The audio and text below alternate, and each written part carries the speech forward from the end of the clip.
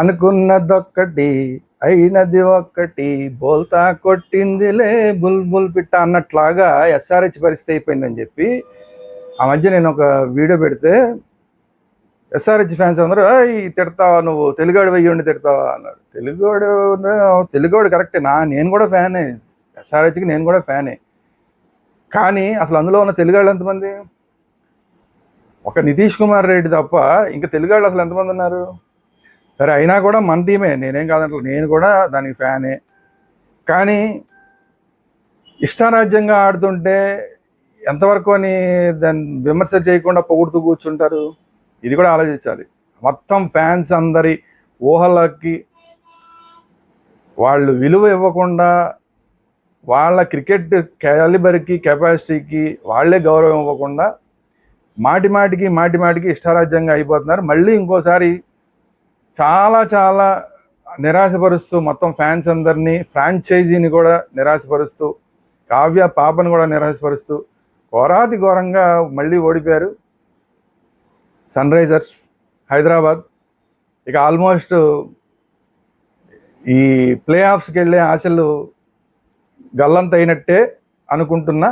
చూడాలి మరి ఏమన్నా అత్యద్భుతాలు ఏమైనా జరిగి, ఏదైనా ప్రపంచ వింతలలాగా ఏమైనా వింతలు ఏమైనా జరిగి మళ్ళీ నాకౌట్ దశకి వీళ్ళు చేరుకోరా ఏంటి అనేది మాట్లాడుకోవాలి. వీటన్నిటి గురించి మాట్లాడుకునే ముందు దిస్ ఈజ్ త్వరగా శ్రీరామ్. మన ఛానల్ వేదాంత ఛానల్ని సబ్స్క్రైబ్ చేయండి. అలాగే వేదాంత గ్రూప్ ఆఫ్ ఛానల్స్ అన్నింటినీ కూడా సబ్స్క్రైబ్ చేసుకోండి. ఇంకెందుకు ఆలస్యం, మెయిన్ వీడియోకి వెళ్ళిపోదాం. Let's get started.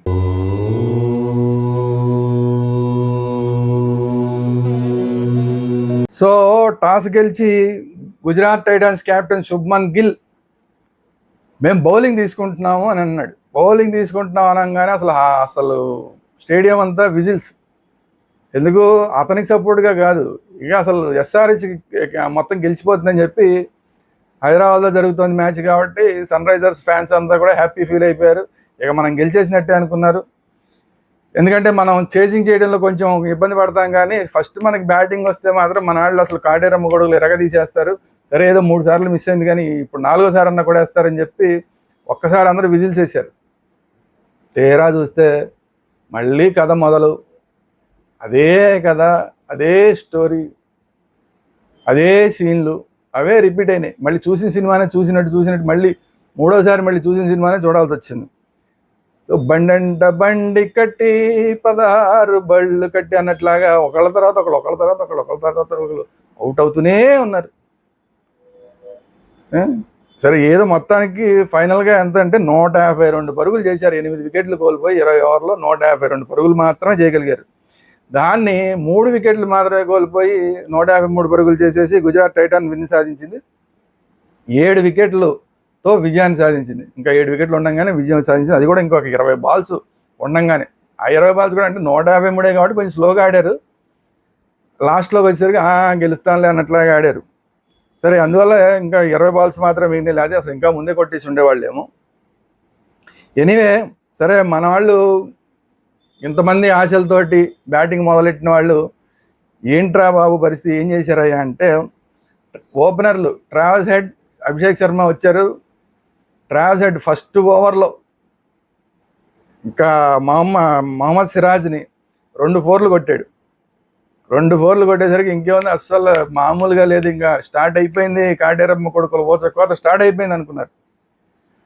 తీరా చూస్తే జస్ట్ అలా ఒక చిన్న షాట్ కొట్టి, గాలిలోకి షాట్ కొట్టి, షార్ట్ మిడ్ వికెట్లో క్యాచ్ ఇచ్చి, ఎవరికి సాయి సుదర్శన్కి క్యాచ్ ఇచ్చి అవుట్ వెళ్ళిపోయాడు ట్రావెల్స్ హెడ్.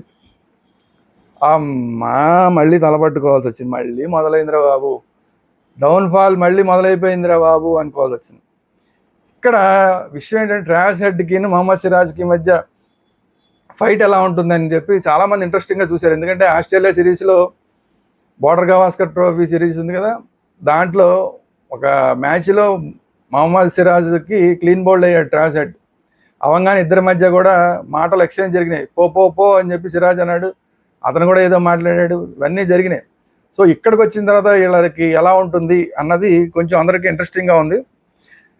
స్టార్టింగ్లో చూసేసరికి ట్రావెల్స్ హెడ్ 2 4లు కొట్టేసరికి అప్పర్ హ్యాండ్ ట్రావెల్స్ హెడ్ది అవుతుంది అనుకోగానే ఘనామని దెబ్బ కొట్టాడు సిరాజ్. దెబ్బ కొట్టి ఫస్ట్ ఓవర్లోనే వికెట్ తీసుకున్నాడు.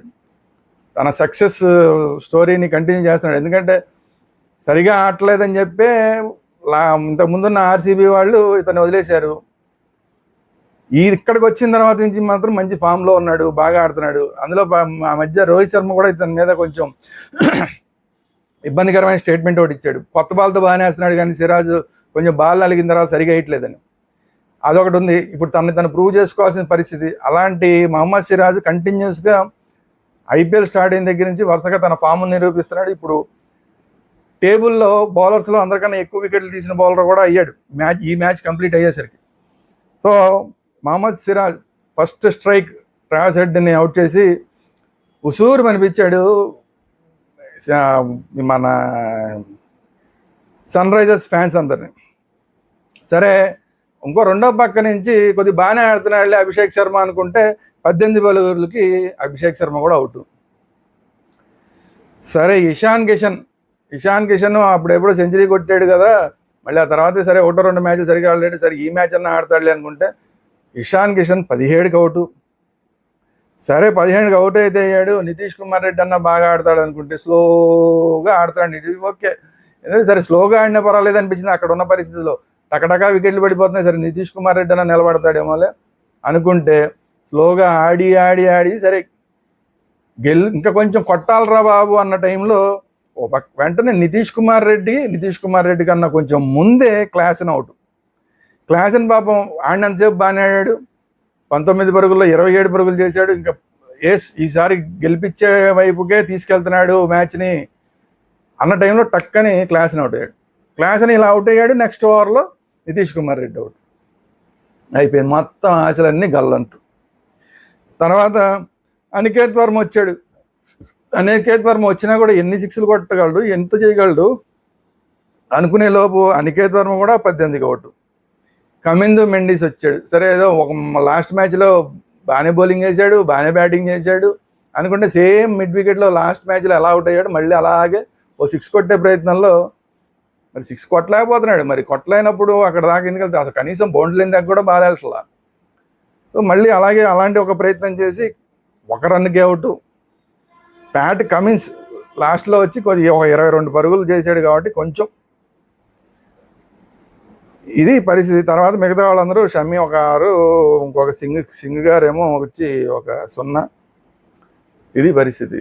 సో చచ్చి చెడి మొత్తానికి 152 కొట్టారు అబ్బాయి. ఇది మామూలు ఇక్కడ కొంచెం ఆశ కలిగింది ఏంటంటే పిచ్ విషయం ఇక్కడ మాట్లాడుకోవాలి. మన వాళ్ళ బ్యాటింగ్ అయిపోయింది కాబట్టి ఇక్కడ పిచ్ గురించి మాట్లాడుకోవాలి. వరస్ట్ పిచ్ నిజంగా. అసలు హైదరాబాద్ క్యూరేటర్ ఎవరో కానీ అతన్ని నిజంగా ఇమ్మీడియట్గా తీసేయాలి. హోమ్ టీంకి ఇంత వరస్ట్ పిచ్ ఇచ్చే క్యూరేటర్లు అసలు ఎవరు ఉండరు.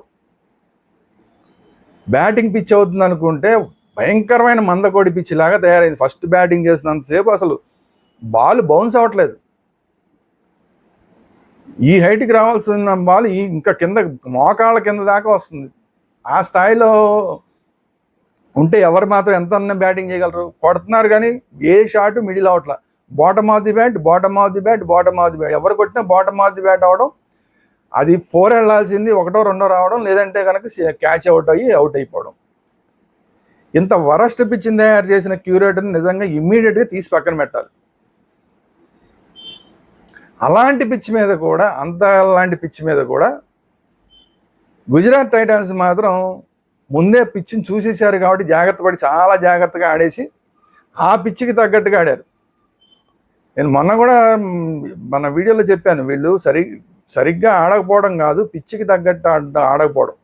అందరూ టాలెంటెడ్ ప్లేయర్లే. ఎస్ఆర్హెచ్లో ఉన్న వాళ్ళందరూ టాలెంటెడ్ ప్లేయర్లే, గొప్ప ప్లేయర్లు. కనీసం 300 ఈజీగా కొట్టగలిగిన ప్లేయర్లు ఉన్నారు. అందరూ కలిసి ఆడితే 300 అనేది అలా కళ్ళు మూసుకుని వస్తుంది అందరూ సరిగా ఆడితే. కానీ అలాంటి ప్లేయర్లు పిచ్చికి తగ్గట్టు ఆడకపోవడం, పరిస్థితులకు తగ్గట్టు ఆడకపోవడం వల్ల దెబ్బతింటున్నారని నేను ఇంతకుముందు కూడా చెప్పాను. మళ్ళీ సేమ్ అదే కంటిన్యూ అయింది. పిచ్చి మందకొడిగా ఉన్నప్పుడు ఎడాపెడా షాట్లు కొట్టేసి అవుట్ అవ్వడం అనేది కరెక్ట్ కాదు. సింగిల్స్, 2s, 4s మీద, బౌండరీల మీద దృష్టి పెట్టాలి. ప్రతి బాల్ 6 కొట్టాల్సిన అవసరం ఏంది? అందరూ కనుక కరెక్ట్గా ఆడితే, పిచ్చికి తగ్గట్టుగా ఆడితే కనుక ఫోర్సులు 4 బౌండరీలతోటి 2 సింగిల్స్ తోటి కూడా మనం 200 చేయొచ్చు, అవకాశం ఉంది. కానీ పిచ్చికి తగ్గట్టు ఆడకుండా పిచ్చిగా ఆడారు, ఇది తేడా. సో ఆ పిచ్చిని చూసిన తర్వాత దీని మీద ఎలా ఆడాలనేది ఒక అవగాహన వచ్చిన తర్వాత దానికి తగ్గట్టుగా గుజరాత్ టైటన్స్ బ్యాటింగ్ చేయడంతో, అందులో మన వాళ్ళ బౌలింగ్ అంతంత మాత్రం బౌలింగ్ అందరికీ తెలిసిందే కదా, దాని గురించి ప్రత్యేకంగా చెప్పుకోకర్లేదు. ఈ అంతంత మాత్రం బౌలింగ్ తోటి మన వాళ్ళు కేవలం 3 వికెట్లు మాత్రమే తీయగలిగారు. అందులో ఒక సాయి సుదర్శన్ షమీకి అవుట్ అయ్యాడు. సో మహమ్మద్ షమీకి సాయి సుదర్శన్ మాత్రం కొంచెం తొందరగా అవుట్ అయ్యాడు, 5 పరుగులకి అవుట్ అయ్యాడు. ఆ ఒక్క సంతోషం తప్ప ఇంకా అక్కడ సంతోషం మిగల. నెక్స్ట్ శుభ్మన్ గిల్ వచ్చాడు, 61 పరుగులు చేశాడు, 43 బాల్స్ 63 పరుగులు చేసి నాట్అవుట్గా ఉన్నాడు. బట్లర్ ప్యాట్ కమిన్స్ బౌలింగ్లో వెంటనే అవుట్ అయ్యాడు. ఈ రెండు వికెట్లు మాత్రమే సంతోషం. తర్వాత వాషింగ్టన్ సుందర్ని ముందుకు తీసుకొచ్చారు, ఎక్కడో ఏదో 7th డౌన్లో ఆడే వాషింగ్టన్ సుందర్ని తీసుకొచ్చి అతను పెట్టుకున్నారు కానీ బౌలింగ్ ఇవ్వలేదు, బౌలింగ్ ఇవ్వాల్సిన అవసరం కూడా రాలేదు. అతన్ని బ్యాటింగ్లో ఇమ్మీడియట్గా పరిస్థితులు తగ్గట్టుగా ఆడతాడని చెప్పి అతన్ని తీసుకొచ్చి ఇమ్మీడియట్గా పైకి తీసుకొచ్చేసరికి బ్రహ్మాండంగా వచ్చిన అవకాశాన్ని బ్రహ్మాండంగా ఉపయోగించుకుని 29 బాల్స్లో 49 పరుగులు చేసి అసలు ఇంకా మ్యాచ్ అనేది సన్ రైజర్స్ వైపు వెళ్లకుండా ఇంకా మొత్తం టోటల్గా అటువైపు లాగేసుకున్నాడు, టోటల్గా లాగేశాడు మొత్తం గుజరాత్ టైటన్స్ వైపు. ఎప్పుడైతే వాషింగ్టన్స్ అందరూ కొంచెం అగ్రెసివ్గా ఆడడం మొదలెట్టాడో, దాంతో గిల్ కూడా కొంచెం అప్పటిదాకా డిఫెన్స్ ఆడినవాడు కాస్త కొంచెం సింగిల్స్ వాటి మీద ఆడినవాడు కాస్త తను కూడా కొట్టడం మొదలెట్టాడు. వీళ్ళిద్దరూ కలిసి మొత్తం మ్యాచ్ని లాక్కెళ్ళిపోయారు. సరే ఆఖరిలో రోదర్ఫోర్డ్ వచ్చి తను ఒక ఫినిషింగ్ 35 పరుగులు ఫినిషింగ్ చేశాడు, అది కూడా 16 పరుగుల్లో మాత్రమే. 16 పరుగుల్లోనే 36 పరుగులు చేశాడు, అంటే 35 పరుగులు చేశాడు. అంటే వాళ్ళు పిచ్ని ఏ విధంగా ఉపయోగించుకున్నారు అనేది అర్థమవుతుంది. సో 3వ వికెట్ మళ్ళీ మహమ్మద్ షమీకే వచ్చింది. ఈ 3 వికెట్లు తప్ప మిగతా అందరినీ కూడా కొట్టేశారు. అంటే కొట్టడం అంటే ఇక్కడ ఈ సింగ్ గారు ఉన్నారు కదా, మన సిమర్జీత్ సింగ్ గారు. ఈ సిమర్జీత్ సింగ్ గారిని నేను లాస్ట్ టైం కూడా చెప్పా, ఈ సిమర్జీత్ సింగ్ ఏ మాత్రం కంట్రోల్లో బౌలింగ్ వేయట్లా, ఊరికే బాల్స్ ఇసురుతున్నాడు తప్ప ఒక స్వింగ్ లేదు, ఒక కట్ లేదు, ఇన్ కట్టర్లు వేయటం కానీ అవుట్ స్వింగర్లు వేయటం కానీ ఏది లేదు. పోనీ ప్రణాళికకి తగ్గట్లాగా వేస్తున్నాడంటే అది కూడా లేదు. ఇతను ఇమ్మీడియట్గా తీసి పక్కన పెడితే మంచిదని చెప్పి లాస్ట్ టైమే చెప్పాను నేను. మరి నిజంగా మొన్న మ్యాచ్లోనే అసలు ఆడకుండా చేయవలసింది, నిన్న మ్యాచ్ కాదు, దానికి ముందు మ్యాచ్లోనే అతన్ని పక్కన పెట్టవలసింది. మళ్ళీ అతని మీద ఆధారపడి ఏంటి మరి ఇతని మీద ఏమైనా స్వీట్ ఏమైనా పెట్టాడా మరి ప్యాట్ కమిన్స్కి ఏంటో తెలియదు, కానీ ఇతని మీద విపరీతమైన అభిమానం. ఎందుకు తీసుకొచ్చి పెడుతున్నాడో అర్థం కాదు. ఓ పక్కన మిగతా టీంలన్నీనేమో ముగ్గురు స్పిన్నర్లని, నలుగురు స్పిన్నర్లని పెట్టుకుని ఆడుతుంటే అసలు స్పిన్నర్లనే పట్టించుకోడు ఈ Pat Cummins. Worst captaincy. Last మ్యాచ్లోనూ అంతే, నిన్న మ్యాచ్లోనూ అంతే. అతనికే ఇచ్చాడు ఈ సిమర్జీత్ సింగ్కి 20 ఎకానమీ రేట్ అంతసేపు ఓవర్కి 20 కొట్టారు, ఓవర్కి 20, ఒకటే ఓవరు 20 కొట్టారు. మీరు ఎందుకు పెట్టుకున్నట్టు ఇతన్ని? ఒకటే ఓవర్కి 20 అవసరమా ఇతన్ని? ఇలాంటి ప్లేయర్లు మనకు అవసరమా? శుభ్రంగా అక్కడ చాహర్ అనేవాడిని 5 మ్యాచ్ల నుంచి పక్కన కూర్చోబెట్టారు. అంత మంచి స్పిన్నర్, బోల్డ్ మ్యాచ్ల్లో అనేక టీములకు గెలిపించాడు అతను, మంచి బౌలింగ్ వేసి. అతన్ని పక్కన కూర్చోబెట్టి ఈ సిమర్జీత్ సింగ్ని ఎందుకు తీసుకొస్తున్నాడో అర్థం కాదు. ప్యాట్ కమిన్స్ వరస్ట్, ఈ సెలక్షన్ మాత్రం వరస్ట్ సెలక్షన్ ప్యాట్ కమిన్స్. ఏదో లాస్ట్ టైం గెలిపించాడు, ఓకే, మనందరికీ మంచి ఇన్స్పిరేషన్ తీసుకొచ్చి గెలిపించాడు. కానీ ఈసారి మాత్రం క్లియర్గా ప్యాట్ కమిన్స్ ఫెయిల్యూర్, క్యాప్టెన్గా ప్యాట్ కమిన్స్ ఫెయిల్యూర్ కనబడుతుంది. లాస్ట్ మ్యాచ్లో కమిందో మెండిస్కి ఒకటే ఓవర్ ఇచ్చి కట్ చేశాడు, ఆ ఓవర్లో వికెట్ తీసినా కూడా కట్ చేశాడు.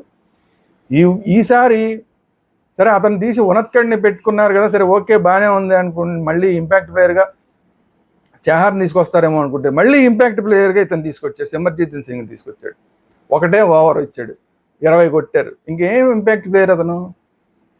సో ప్యాట్ కమిన్స్ యొక్క ఫెయిల్యూరు క్లియర్గా కనబడుతుంది. దీన్ని ఇంకా అతను దిద్దుకుంటాడా లేదంటే ఇంకా నెక్స్ట్ సీజన్కి లేకపోతే అతను తీసి పక్కన పెట్టాల్సిన పరిస్థితులు వస్తాయేమో కూడా తెలియదు. ఎందుకంటే ఫెయిల్ అయ్యేవాడు మనకెందుకు, మనకి ఏమైనా గెలుపునిస్తే మనకి కావాలి తప్ప మనకి ఓడించే క్యాప్టెన్ మనకెందుకు, లాస్ట్ టైం గెలిపించాడు, ఓహే అబ్బో సూపర్ సూపర్ అని చెప్పాం, మనం అందరం పొగిడాం. ఈసారి వరుసగా ఫెయిల్ అవుతున్నాడు. ఫెయిల్ అవడం కాకుండా పార్షియాలిటీ చూపిస్తున్నాడు. ఆ సిమర్జిత్ సింగ్ మీద ఏం పార్షియాలిటీనో నాకైతే అర్థం కావట్లేదు. ఒక్క మ్యాచ్ అంటే ఒక్క మ్యాచ్ కూడా సరిగా వేయట్లేదు. ఫస్ట్ మ్యాచ్ ఒక్కసారి అప్పుడు కూడా మనం ఏదో 286 కొట్టాం కూడా, ఆ మ్యాచ్లో ఏదో 2 వికెట్లు తీశాడు ఆ ధైర్యంతో. మళ్ళీ తర్వాత నుంచి ఉపయోగపడిందే లేదు. ఇమ్మీడియట్గా సిమర్జిత్ సింగ్ని పక్కన పెట్టి వేరే వాళ్ళని తెచ్చుకోకపోతే, ఇంకొక స్పిన్నర్ని అదనంగా తెచ్చుకోకపోతే ఇక రాబోయే రోజుల్లో అసలు ఎస్ఆర్హెచ్ మ్యాచ్లు మనం చూడడం కూడా వేస్ట్ ఏమో. ఎందుకంటే వీళ్ళు ఎంత కొట్టినా కూడా కంట్రోల్ చేసే బౌలింగ్ ఉండాలి కదా. ఇలా 150 కాదు, 200 కొడితే కూడా ఇప్పుడున్న బౌలింగ్ తోటి మనం 200 కొట్టినా కూడా గెలవలేం, అలాగుంది బౌలింగ్. సో ఇమ్మీడియట్గా ఫ్రాంచైజీ కరెక్ట్గా ఆలోచించుకోవాలి, ప్యాట్ కమిన్స్ కరెక్ట్గా ఆలోచించుకోవాలి, కోచ్ సరిగా ఆలోచించాలి. సరిగా ఆలోచించి ఎవరిని పెట్టుకోవాలి ఏంటి అనేది. అసలు ఆ బౌలింగ్ చేంజెస్ కూడా ఏమాత్రం అసలు భలే చేశాడే అనిపించేది ఒక్కటి కూడా లేదు. మధ్యలో వస్తున్నారు, కోచ్లు మాట్లాడుతున్నారు, మరి వీళ్ళు ఏం మాట్లాడుతున్నారు ఏం చేస్తున్నారు, కానీ చాలా చాలా పూర్గా ఉంది. బ్యాటింగ్ అంటే ఇంకా ఎవరు చేయలేము, ఇండివిజువల్. కానీ ఫీల్డింగ్ వచ్చేసరికి ఫీల్డింగ్ పొజిషన్స్ ఎక్కడ పెట్టాలి, ఎలా పెట్టాలి, దానికి బౌలింగ్ ఏ బ్యాట్స్మెన్కి ఎలా బౌలింగ్ చేయాలి, ఇవన్నీ కూడా క్యాప్టెన్ చేతుల్లో ఉంటాయి, బౌలర్ చేతుల్లో ఉంటాయి, ఫీల్డర్ల చేతుల్లో ఉంటాయి, కోచ్ చేతుల్లో ఉంటాయి. వీళ్ళందరూ కలిసి చేయొచ్చు.